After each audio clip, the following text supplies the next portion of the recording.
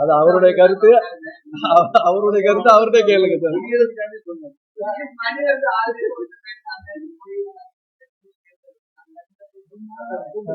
ஒருத்தர் இல்ல, நிறைய இல்ல சார், இல்ல அவரு ஒரு எக்ஸாம்பிள் சொல்றது வந்து அப்படி சொல்றாரு. நாகரிகம் கருதி நிர்வாகத்தில் வந்து நடக்கிற எல்லா விஷயத்திலுமே நாங்க எல்லாரும் ஒற்றுமையா இருக்கிறத வந்து கடைபிடிக்கும் போது கோலைங்கிற பேர் வந்துச்சுன்னா ஏற்றுக்கிறோம். ஓகேங்களா? ஏன்னா எதையுமே அசிங்கப்படுத்தக்கூடாது.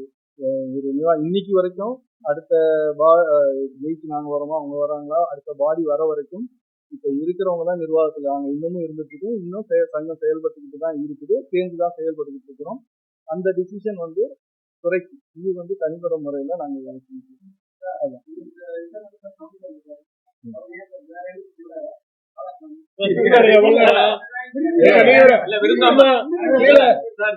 தயாரிப்பாளர்கள் வந்திருக்காங்க.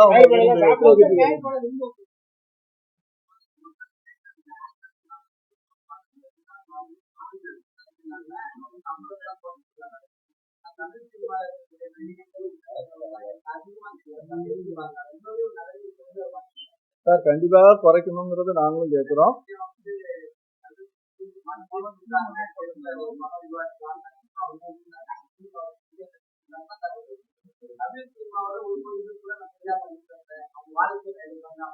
இல்ல சார், ரெண்டு பதிலா சொல்றேன் சார்.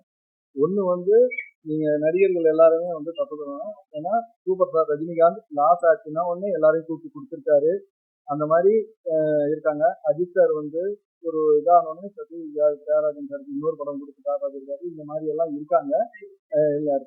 விஜய் சார் வந்து அவர் வரும்போது கொடுப்பாரு, அதெல்லாம் ஓகே சார். அவரு என்ன அடுத்தது என்னன்னு அவருடைய அதே நேரத்துல நாங்க நடிகர்கள்ட்ட என்ன கேட்கணும்னா, நீங்க ரெவன்யூ ஷேரிங்ல வாங்கிறத நாங்க பேசிக்கிட்டு தான் இருக்கோம். நடிகர் சங்கத்துக்கும் இதை வந்து பேசி வச்சிருக்கோம். ஸோ அவங்க நடிகர் சங்கமும் ஒருத்தரோட சம்பளத்தை நாங்கள் யாரும் ஃபிக்ஸ் பண்ணல. ஏன்னா இன்னைக்கு மார்க்கெட் இருக்கும்போது தான் சம்பளம் ஏற்படுது இறங்குது. மேக்ஸிமம் வந்து இன்னொன்று நாங்கள் முக்கியமாக கேட்குறோம், தமிழ்நாட்டில் இருக்க தயாரிப்பாளர்களுக்கு கண்டிப்பாக டேட்டு கொடுங்கன்னு கேட்டுக்கிட்டு இருக்குது. அதை தாண்டி போயிட்டாங்க. அந்த இடத்த நீங்கள் சம்பளத்துக்கு வரீங்க, அதை தாண்டி அவங்க போயிட்டாங்க.